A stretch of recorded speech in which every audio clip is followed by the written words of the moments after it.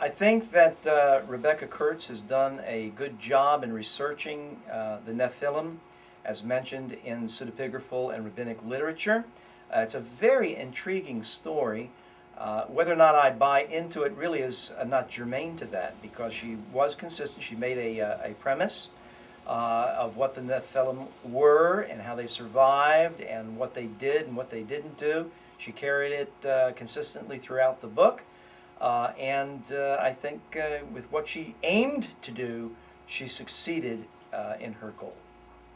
It was very interesting to me that many cultures, many gods and goddesses of different cultures and different time frames were blended together. It didn't bother me at all. I've never seen it done before like that. And I think that it was an interesting way to bring into focus that all these mythologies perhaps have a central connecting point that produced them, and some beginning, if you will. The Nephilim for Rebecca Kurtz is that beginning. There is a question regarding the Nephilim being vampires. We do see in pseudepigraphal works where the Nephilim are drinking blood. The traditional view of the vampire is quite different than what we see in the book, and it's a way of explaining that in a rational manner, but I don't see them the same as the vampires of legend, the Transylvania thing. It's quite a different thing, and perhaps what the book is trying to say is that these have been reinterpreted wrongly.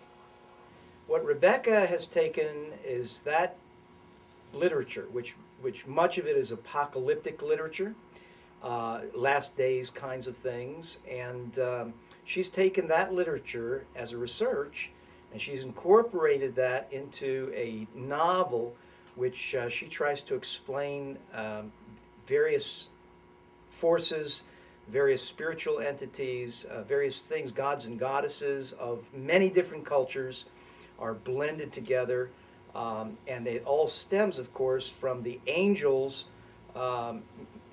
having relationships with human women to produce what's called the Nephilim. Now, Nephilim is from the word nafal, to fall, the fallen ones. There's, of course, two theories about what the Nephilim could be. Rebecca has taken a traditional approach which says that they, in fact, were the offspring of angels. And she's also taken the rabbinic approach that some of these Nephilim may have, in fact did, we know because Goliath was from these people, did somehow manage to live through the flood. How or why or what is not really explicitly known. The Nephilim really motivate history in many ways and move through the earth. The central figure, of course, wants to achieve some kind of redemption. The first book leaves you questioning how that's going to, in fact, happen. And the question would arise, is this a historical novel? I think probably in her mind she thinks it is. Is it, from my perspective, a fictional novel? That's where I would be. I take the stance, of course, that the Nephilim were the product of the righteous nobles of the land intermarrying with the unrighteous, darkness mixed with light, to produce something that was chaotic. Which one of us is right is really up for grabs. We weren't there. We have no reason to believe that we have absolute dibs on the correctness of the interpretation. What she has done in mixing the gods and goddesses of different nations and different eras, I haven't seen before. I think this is a unique quality of the book. It keeps it alive, it keeps it interesting, and the intrigue between the personalities seems to be developed to a high degree. Emotions are very clearly expressed, and to that degree I think that book warrants merit. Some of the material is a little gruesome and violent. This seems to be a book where the woman is the heroine, clearly, and I think that was probably purposeful. At least it shows in the book that it was purposeful. She's the stronger of the various entities there, and clearly moves the book along with others being interjected and ousted and interjected and ousted. She is the one that really moves the story line along. And so that tells you, I think, something about Rebecca as well, perhaps. But it does not, it does well for the book, moves the book along, and I enjoyed reading it very much. One of the questions regarding the Nephilim is, how did they survive? And of course, the Jewish Midrash is a commentary on the story of the flood.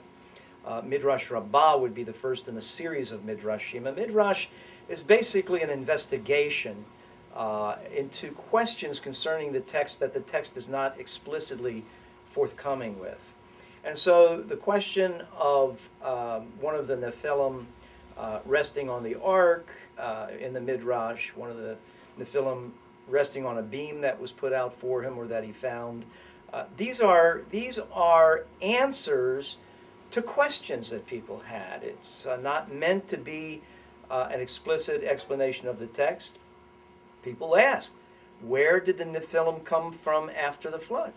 And the answers were various, and these were a few of the answers. And basically, they're not meant, in Judaism, of course, you teach halakha, and then you teach Haggadah. Halakha is that which is binding. Haggadah is that which is legendary, non-binding, possible explanations. You can believe it or not believe it. It's just non-binding material. And the Midrashim for Genesis, Midrash Rabbah, tends to be non-binding halakha, Haggadah. Yeah. The whole idea of the angels intermarrying with women is very difficult to accept if we believe, for example, the New Testament account that the angels are not, they don't marry nor are they given in marriage. There's something non-marriageable about them. It's not like Greek mythology where the gods come and cohabit with women and produce titans. See, it's more, those stories are more along the Greco-Roman lines where a god or a goddess will mate with a mortal to produce a titan. The Nephilim, very much from that perspective, would be the titans of the ancient Jewish world. So that it doesn't seem conceivable. But then the question arises, why were there giants that sprang from these unions? The idea of them being giants, Nephilim, fallen ones, meant that they had strength in the earth.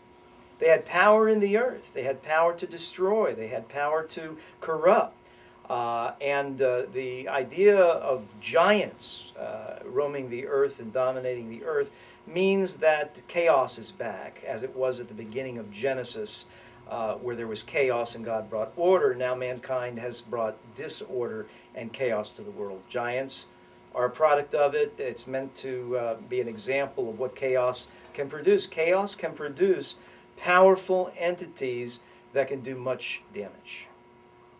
Another question arises, if angels could take on human form, could they not produce offspring? And the more mystical works of Judaism suggest, not explicitly, but suggest that they could take on human form in a very, very real fashion.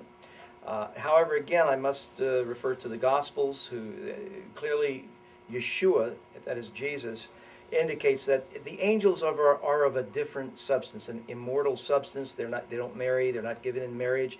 And the question is the form the substance? The angels appear as human beings, but do they actually become human beings? My suggestion would be they do not become human beings, but they take on the form of human beings. The Bible tells us that Og was the last of the giants, and then all of a sudden, after the flood, guess who shows up? Goliath. And so the question is, how could this possibly happen?